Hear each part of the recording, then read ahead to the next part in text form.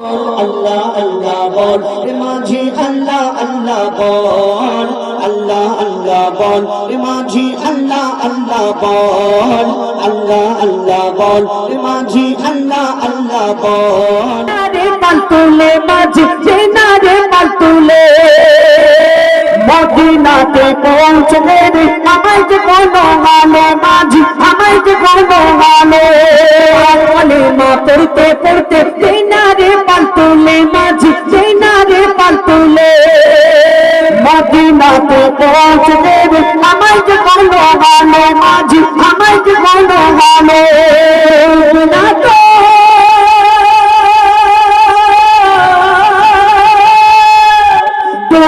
না তোর ভাঙা নৌকা না তোর ভাঙা নৌকা যতই করুক আল্লাহ আল্লাহ বল মাঝি আল্লাহ আল্লাহ বল আল্লাহ আল্লাহ বল মাঝি আল্লাহ আল্লাহ বল আল্লাহ আল্লাহ বল মাঝি আল্লাহ আল্লাহ বল উসমানী হান্নানের পাশে পড়বো নবীর দরদ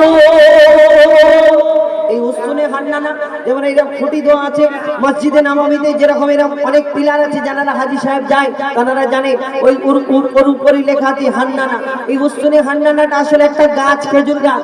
এই গাছেতে হেলান দিয়ে আমার নবী খুতবা করতে যখন মসজিদে নববী হওয়ার সময় সেই গাছকে কাটা হলো।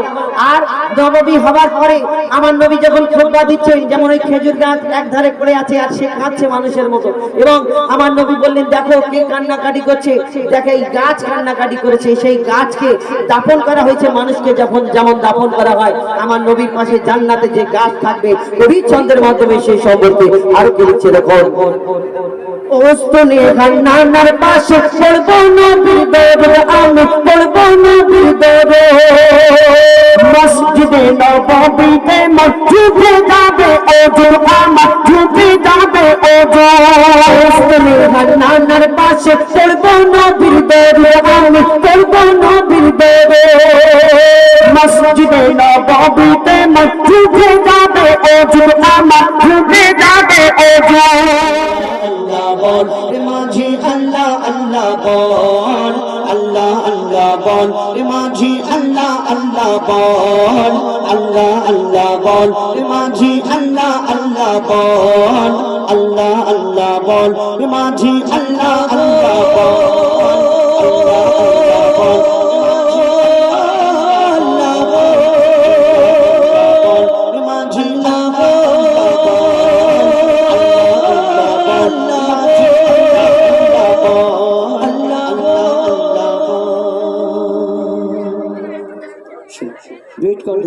এবার আমরা সিঙ্গেল কণ্ঠে আপনাদের সম্মুখে কিছু গজল পরিবেশন করে শোনাবো। তারপরে আপনাদের কিছু ফরমাইশ আছে সেগুলো গাইবো, এবং আপনাদের যদি কোনো শোনার ইচ্ছে থাকে বলবেন, সেগুলো ইনশাআল্লাহ গিয়ে শোনাবো। ওটা তো পরে একটা গজল কমিটির তরফ থেকে ফরমাইশ করেছেন, মা বড় না বাপ বড়, মায়ের সম্মান বেশি না বাপের সম্মান বেশি।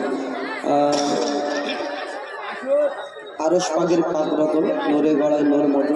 ইনশাআল্লাহ পরিবেশন সব যেগুলো আপনাদের শোনার ইচ্ছে থাকে বলবেন, লিখে পাঠাবেন, আমরা গিয়ে শোনানোর চেষ্টা করবো। এখন আপনাদের সম্মুখে পরিবেশন করে শোনাবেন সুন্দর একটি গজল।